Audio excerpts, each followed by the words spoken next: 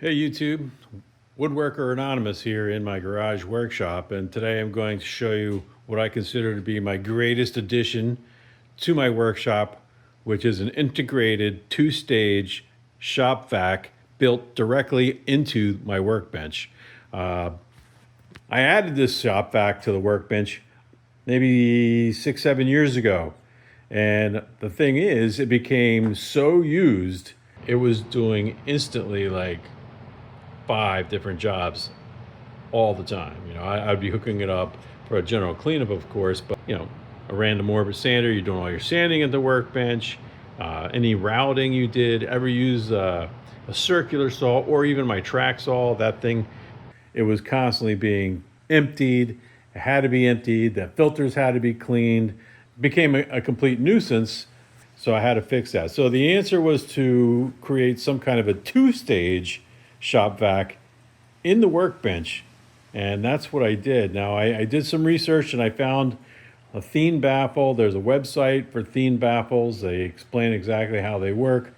Matthias Wandel built a Thien baffle similar to what I'm doing here. I've made 2 modifications to the Thien baffle as described on the website and the way that Matthias built his. And frankly, I think that my design alterations have made my Thien baffle even more efficient. I'm going to show you how I did that and explain why I did it.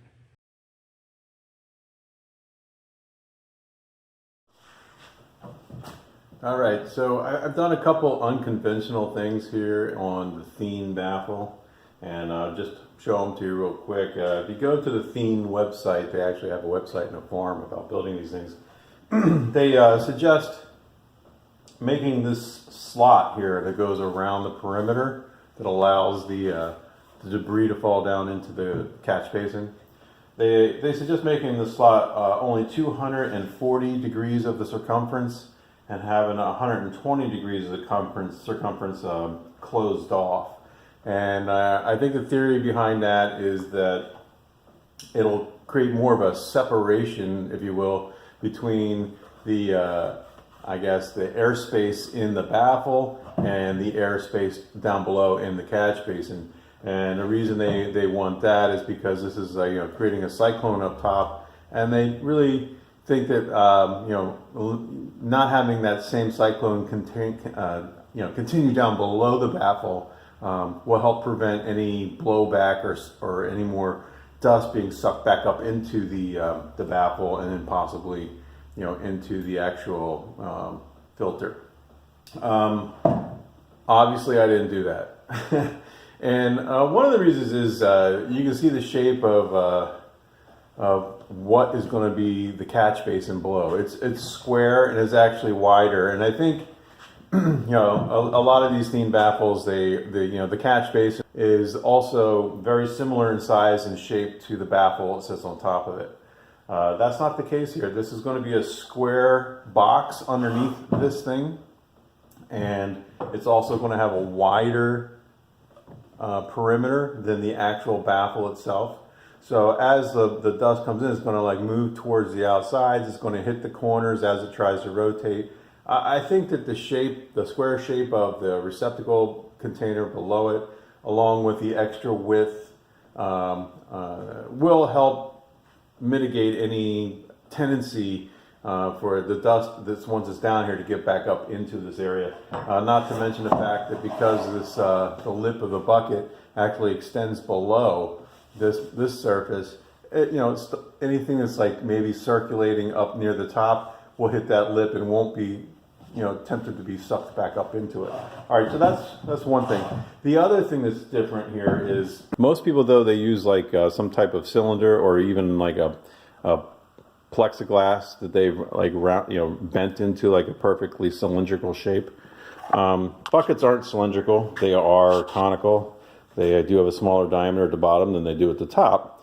And I saw Matthias, when he built his, he used it in this fashion where the larger diameter was at the top of the baffle. And when you look at this, I mean, there's a major difference here between this Thien baffle and the dust deputy.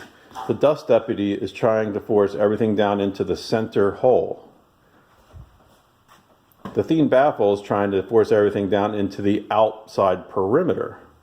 So it doesn't make sense to do it in this fashion. It would make more sense to do this. It seems to me like it's working with you this way.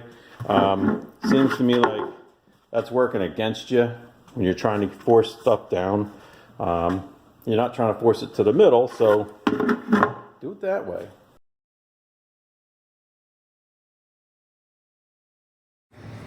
Okay, so that you can see how the setup works underneath the bench. What I'm going to do, I'm just going to pull these two things out. I'm going to pull out the catch basin and the Thien baffle, and we'll take a look inside. As you can see already, the way this is filling up, the corners are catching more dust, and that's because of the square shape of this. It does a good job, I believe, of separating the cyclonic activity up here from the space down here, even though I don't have a typical Thien baffle in it. I did my own baffle. It's a little different.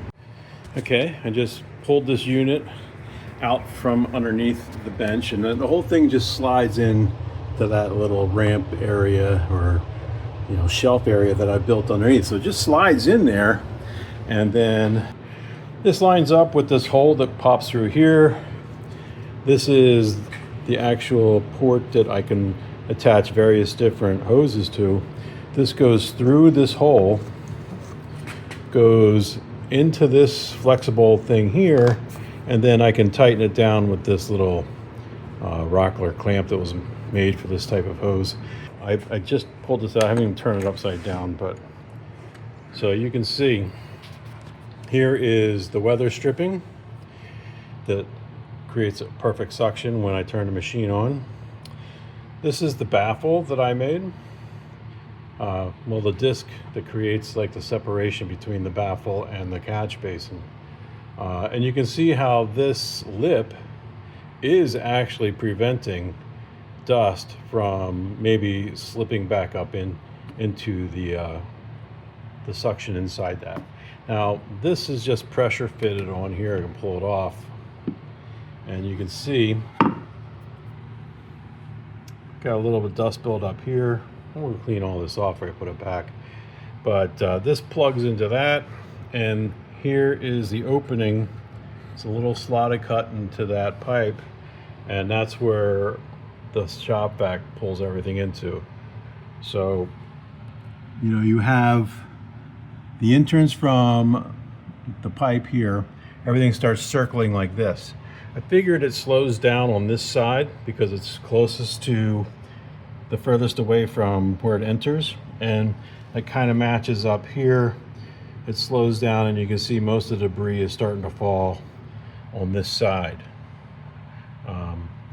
But again, no sawdust really, no chips or anything like that getting through. Only thing gets through is the super fines, and even most of those don't get through as well. So this system seems to be working extremely well.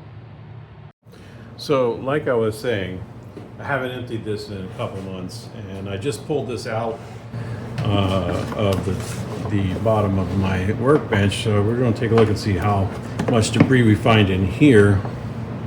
And there you can see, it's simply very, very fine dust particles, literally no sawdust, so to speak of. So that's what this filter is for. This filter will catch that fine dust, but this system is just so efficient. Okay, in closing, I just want to make a couple more points here. Number one, the Thien baffle that I have installed down here is far more capable than a typical dust deputy, which I have been using also for some of my stationary tools. This cannot handle a huge volume of dust. It can get overwhelmed. If you're sucking up a really heavy pile of sawdust with your vacuum, you'll get so much debris in there, it won't have time to drop down, and it'll end up getting sucked up into the shop vac. And actually, when you can see how that's already happened here. I haven't been able to overwhelm this baffle. It's even, it can handle huge piles on the floor, no problem, never get anything as far as like chips or anything like heavy sawdust in that little unit. So much more efficient, handles more volume. The whole reason this was done was because that capacity is so small. You know, having the shop vac in the workbench like this is super convenient. Using it all the time, but having that little shop vac in there, it was getting clogged and filled up almost immediately. This thing claims to have 5.5 gallons. No, 5 gallons. Claims to have 5 gallons of capacity. And I imagine if you poured water into this thing, you'd probably get 5 gallons. But the fact of the matter is, once you dump this motor in there with this thing, and then put a bag on here that can basically only fit around the front of it before it all gets jammed up, the real volume in this thing using any kind of a bag is like a gallon max. And if you're not using a bag, that filter is going to clog up so fast, you probably won't get any more than a gallon that way either before you need to open it up, empty it out, and clean that filter. This container, and I just measured it, it's 16 by 13 and a quarter by 16. And I did the math, cubic inches to gallons. It's like 12.25 gallons. 12 gallons here, 1 gallon here. The difference is it's just massive. And the fact that it's cleaning, you only have to clean out that filter once every couple months. This is just a major win. And the last thing I want to point out, obviously, your workbench doesn't look anything like my workbench. And I documented building this thing. I have a lot of video of putting this whole thing together, but it's pointless to put that on YouTube. It takes up a ton of time, and it's not going to be applicable to your situation. You know, this whole thing was built off the cuff. There were no plans. Measuring, cutting, and putting it together in a trial and error process. Definitely not going to work for your situation. But if you have any kind of like aptitude for building stuff, you can definitely get this done. There's nothing complicated here, really. You got to figure that out on your own. It's a fun build, it's a fun process, and it's a huge upgrade at the workbench for so many different things. So as usual, get out in the shop, guys. Make something great, and I'll catch you next time.